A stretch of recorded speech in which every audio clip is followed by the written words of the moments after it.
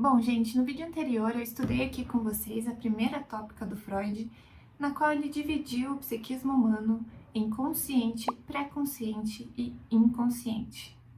Porém, com o tempo, Freud foi percebendo que tinha mais coisa acontecendo no psiquismo humano, né?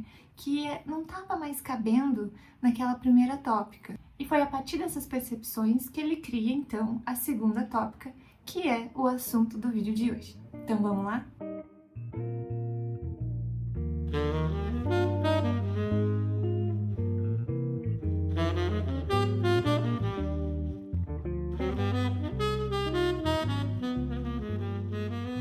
Então, o que é isso que o Freud foi percebendo que não estava mais cabendo na primeira tópica?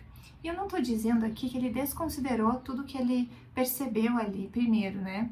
Isso do consciente, pré-consciente e inconsciente. Mas ele foi vendo que não estava sendo suficiente, que tinha algo que ia para além disso. Esse movimento do Freud começa a aparecer a partir de 1920 no texto Além do Princípio do Prazer, que ele começa a se questionar por que a gente repete as experiências dolorosas. Por que a gente faz isso, né? Se o psiquismo está buscando prazer, por que a gente está buscando reviver um sofrimento? Por que insistimos em relações que são destrutivas ou repete situações traumáticas? Essas questões vão mostrando para o Freud como o psiquismo é mais complexo do que ele tinha elaborado, né, do que ele tinha percebido. Depois, em Psicologia das Massas e Análise do Eu, o Freud começa a observar sobre as identificações em relação à formação do eu. E aí, em 1923, ele formaliza o que ele chama de segunda tópica no texto O Ego e o Id, colocando ali então essas instâncias, né, do eu, supereu e o isso. Que aqui tem uma questão de tradução também, tá? Então, a gente pode chamar de id, ego e superego, ou isso, eu e supereu. Essa segunda opção que eu falei ali, né, do isso, eu e supereu, é uma tradução direta do alemão que acaba sendo um pouco mais fiel ao texto original ali do Freud, tá? Então, eu vou usar esses termos hoje aqui no vídeo. Mas então, o que mudou, né? O que mudou é que agora o Freud não está buscando mais dizer em que lugar estão as coisas ali no psiquismo. Agora é sobre a dinâmica de como as coisas se relacionam entre si ali também. E até do conflito que isso pode gerar. Então isso seria a parte mais inconsciente e pulsional, onde estão as forças mais primitivas do desejo do sujeito ali, né? Que está buscando uma satisfação imediata.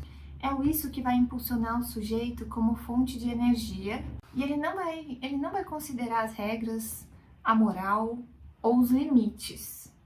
Ele não está interessado nas consequências, ele só quer satisfação. Isso não quer dizer que ele é ruim, tá? É muito importante pra gente, para nosso ser, que ele exista, tá?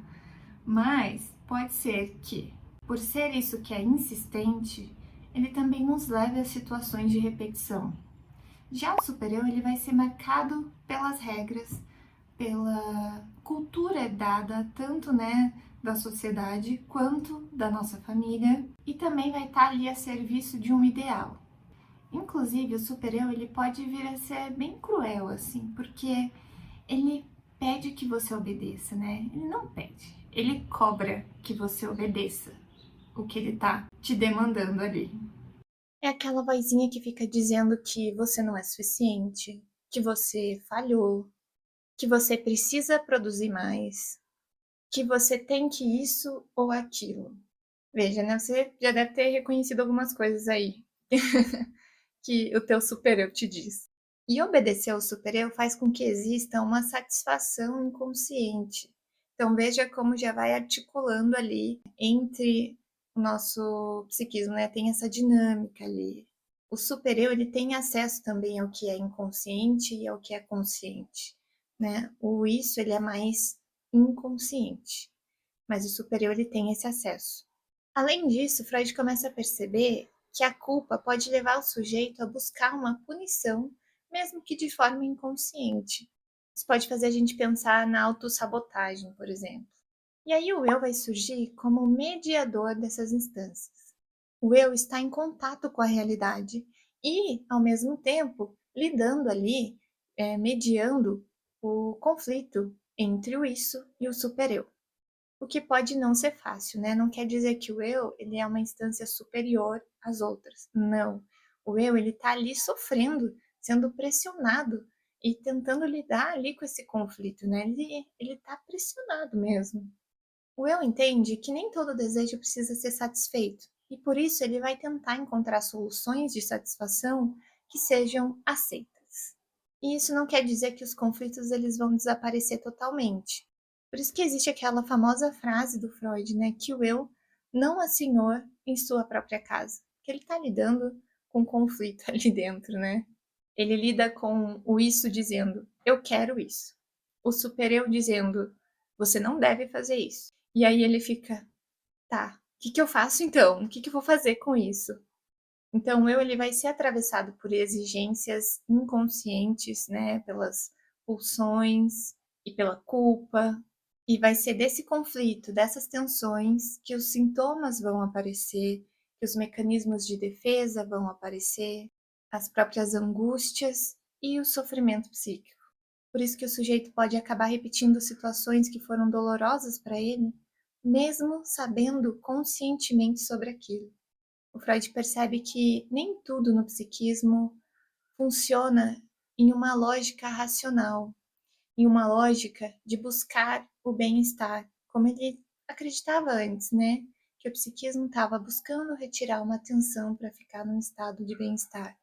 Ele percebe que não é bem assim. Nem sempre a gente está buscando bem-estar. Existe algo ali que insiste. E é muito importante a gente poder escutar esse conflito na análise e esmiuçando ali, entendendo, né? O que está causando os sintomas e o sofrimento psíquico. E além disso, a partir de todos esses estudos que ele vai percebendo, que ele também vai elaborar a noção de pulsão de morte. Mas aí esse é outro assunto, né? E fica aí para uma próxima.